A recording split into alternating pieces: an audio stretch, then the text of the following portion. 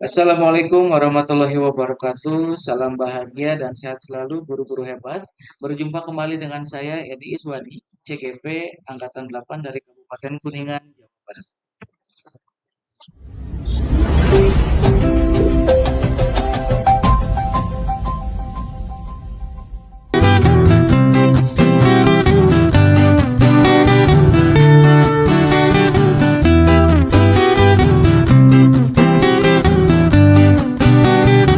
Pada kesempatan kali ini saya akan mempresentasikan koneksi antar materi modul 1.4 budaya positif. Ini merupakan refleksi dan pemahaman saya di modul 1.4.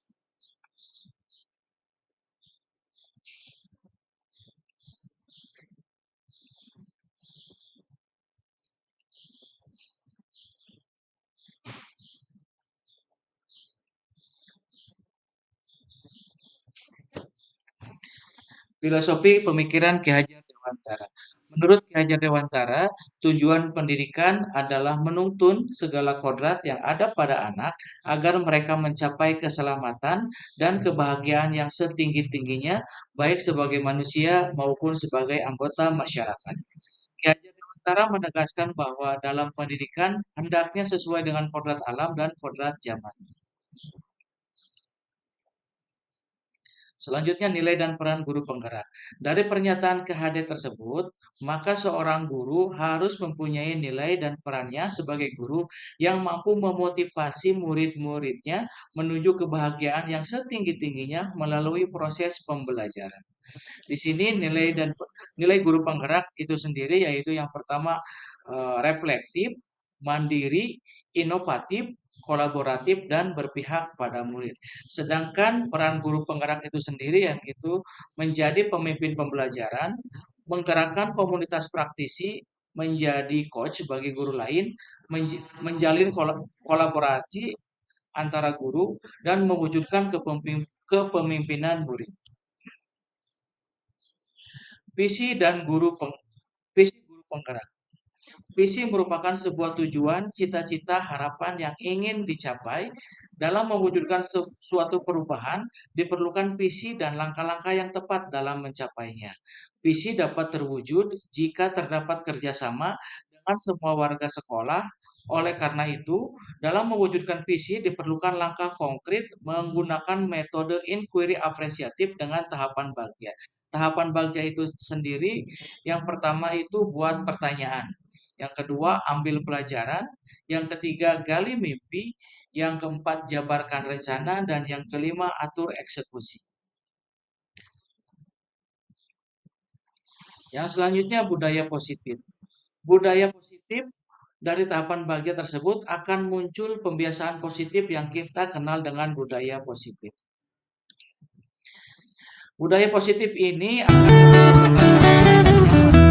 dan nyaman maka yang terbayang adalah murid yang patuh kepada tata aturan sekolah, patuh dengan tata aturan kelas, jika melanggar akan mendapatkan hukuman.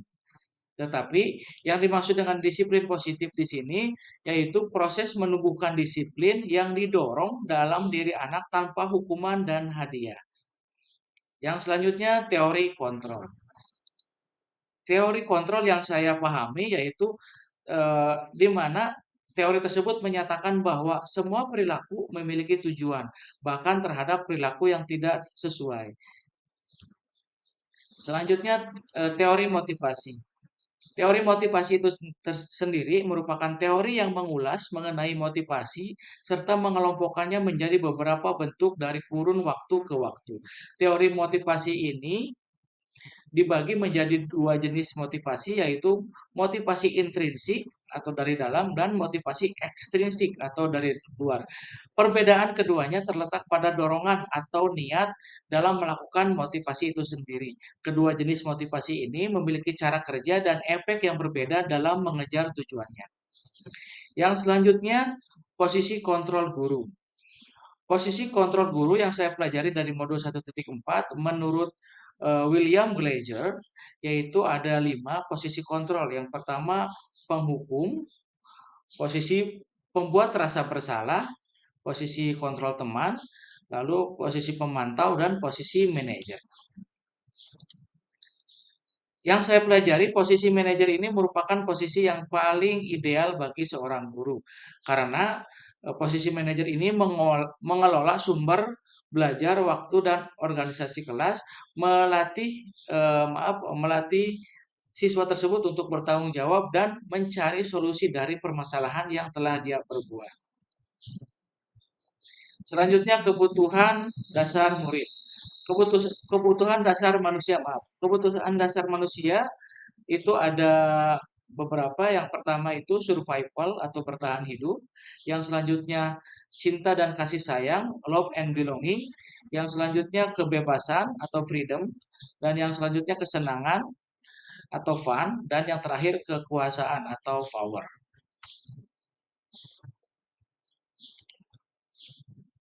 Selanjutnya keyakinan kelas. Yang saya pelajari dari modul 1.4, keyakinan kelas merupakan metode untuk menimbulkan kembali disiplin positif yang didasari oleh motivasi di dalam diri. Implementasi keyakinan kelas dilatar belakangi bahwa ditemukannya beberapa murid yang masih diingatkan untuk melakukan tindakan kebaikan, kedisiplinan. Merumuskan keyakinan kelas bisa dilakukan dengan bersama guru dan para siswa di kelas. Dengan membahas aturan yang perlu disepakati, lalu kalimat aturan tersebut dirubah menjadi kalimat positif yang disepakati bersama. Membangun keyakinan kelas merupakan salah satu disiplin positif yang bisa kita terapkan dalam membangun budaya positif di sekolah. Dengan adanya keyakinan kelas di setiap kelas, diharapkan dapat mewujudkan tujuan kelas yang mandiri guna menunjang pendidikan yang berorientasi kepada profil pelajar Pancasila. Dan yang terakhir itu segitiga restitusi. Segitiga restitusi merupakan proses menciptakan kondisi bagi murid untuk memperbaiki kesalahan mereka sehingga mereka bisa kembali kepada kelompoknya dengan karakter yang lebih kuat. Segitiga restitusi ini memiliki beberapa tahapan. Yang pertama itu menstabilkan identitas, yang kedua validasi tindakan salah, dan yang ketiga itu menanyakan keyakinan. Itu merupakan beberapa konsep inti pada modul 1.4 yang telah saya pelajari. Lalu selanjutnya, perubahan apa yang terjadi pada cara berpikir saya dalam menciptakan budaya positif. Yang pertama itu posisi kontrol. Posisi kontrol menyelesaikan. Setelah mempelajari modul ini, saya jadi mengetahui apa itu posisi kontrol guru dan macam-macamnya. Di antaranya posisi kontrol yang paling ideal itu posisi manajer dalam menyelesaikan masalah eh, yang dilakukan oleh murid dan menyelesaikan dengan proses segitiga restitusi. Lalu pengalaman seperti apakah yang pernah Anda alami terkait penerapan konsep-konsep inti dalam modul budaya positif, baik di lingkungan kelas maupun sekolah Anda?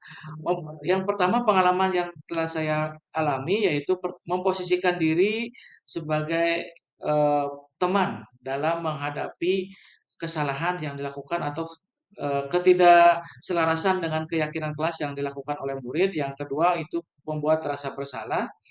Walaupun pada idealnya posisi guru itu yang paling ideal memposisikan sebagai manajer. Di sini mungkin merupakan proses belajar saya di mana dengan mempelajari modul 1.4 saya bisa memposisikan posisi manajer ketika menghadapi atau mengalami murid yang melakukan kesalahan atau tidak sesuai dengan keyakinan kelas yang telah dibuat. Ini beberapa contoh saya ketika memposisikan pada kasus yang dialami oleh siswi saya. yang melakukan Sehat nggak Hera? tindak Sehat. mencontek ujian Oke. saat Gini, ujian Bapak tahu sekolah. kenapa dipanggil di sini? Tadi Bapak lihat ketika ulangan, Neng Hera itu menyontek sama temannya. Iya Pak, Kenapa Hera melakukan hal itu? karena saya belum sempat belajar Pak, semalam saya ketiduran belum sempat belajar. Oh, jadi Hera belum sempat belajar, jadi mencontek kepada temannya saat mengerjakan ujian ya. Iya, Hera tahu itu perbuatan apa? tahu Pak, itu perbuatan yang kurang baik. Oke. Hera tahu keyakinan kelas kita diantaranya kita harus apa, Hera? Jujur Pak, Iya. Oke, tuh sudah tahu. Kalau begitu, apakah Hera akan mengulanginya lagi? tidak Pak, saya berjanji tidak akan mengulanginya lagi. Oke. Oke, Hera sudah bagus, sudah mau berjanji dan harus dilakukan dengan sungguh-sungguh ya. Siap Pak, Oke, sekarang apa yang akan Hera lakukan biar tidak mengulangi perbuatan kurang baik itu? saya akan belajar lebih giat lagi Pak agar bisa mengerjakan soal sendiri tanpa menyontek kepada teman. Oke. Kapan Hera akan melaksanakannya? Saat ini juga Pak, saat masuk untuk mengerjakan soal jam kedua. Bagaimana perasaan Anda ketika mengalami hal-hal tersebut? Eh, Perasaan saya itu ketika mengalami hal-hal tersebut, yang pertama itu senang dan saya lebih bersemangat lagi untuk dapat memposisikan diri sebagai manajer dan menerapkan segitiga restitusi dalam menyelesaikan masalah yang terjadi di sekolah karena dengan hal tersebut guru membentuk tanggung jawab pada murid. Menurut Anda terkait pengalaman dan penerapan konsep-konsep tersebut, hal apa sajakah yang sudah baik? Adakah yang perlu diperbaiki? Menurut saya, hal-hal yang sudah baik yaitu penerapan keyakinan kelas yang sudah mulai saya terapkan di kelas dan nilai-nilai kebajikan dan disiplin positif. Dan yang perlu saya perbaiki yaitu posisi kontrol guru yang sebelumnya sering berada pada posisi sebagai teman dan yang seharusnya memposisikan sebagai manajer karena kembali lagi posisi manajer itu posisi yang paling ideal menurut saya ketika menyelesaikan masalah eh, ketidakselarasan dengan keyakinan kelas sehingga dapat mewujudkan kesadaran dalam diri siswa tersebut.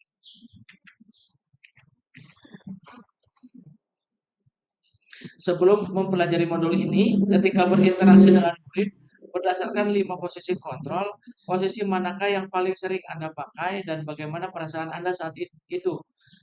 Setelah mempelajari modul ini, posisi apa yang Anda pakai dan bagaimana perasaan Anda sekarang? Apa perbedaan? Sebelum saya mempelajari modul ini, saya lebih sering memposisikan diri sebagai teman dan pembuat rasa bersalah ketika menghadapi anak yang melakukan kesalahan atau tidak sesuai dengan keyakinan kelas. Namun setelah saya mempelajari modul ini, saya ingin bisa memahami posisi manajer dan berusaha membentuk siswa yang bertanggung jawab dan mampu eh, mencari solusi dari permasalahan yang telah dia perbuat.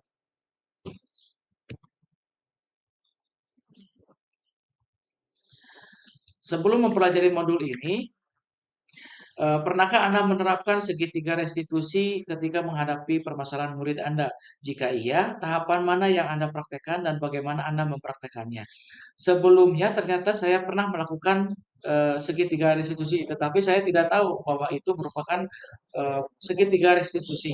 Dan langkah-langkah yang saya lakukan yaitu saya pendekatan kepada siswa atau mendekati siswa tersebut atau mendekati siswa yang telah melakukan kesalahan tersebut. Selanjutnya saya menciptakan rasa aman dan nyaman. Lalu yang ketiga, saya membuat siswa tersebut tidak merasa takut dengan saya. Yang keempat, saya membuat siswa tersebut mengakui secara sadar kesalahan yang telah dia perbuat. Dan yang kelima, mencari solusi dari permasalahan yang sedang dihadapinya. Lalu selanjutnya, selain konsep-konsep yang disampaikan dari modul ini, adakah hal-hal lain menurut Anda yang penting untuk dipelajari dalam proses menciptakan budaya positif baik di lingkungan kelas maupun sekolah? Hal-hal lainnya yang saya anggap penting yaitu kerjasama dan kolaborasi dengan semua warga sekolah untuk mewujudkan budaya positif di lingkungan sekolah. Selain itu, sarana dan prasarana juga merupakan hal yang penting yang perlu saya perhatikan, sehingga melalui sarana dan prasarana yang baik itu dapat menciptakan suasana sekolah yang nyaman, aman, serta menunjang pembelajaran yang menyenangkan dan berpihak pada murid.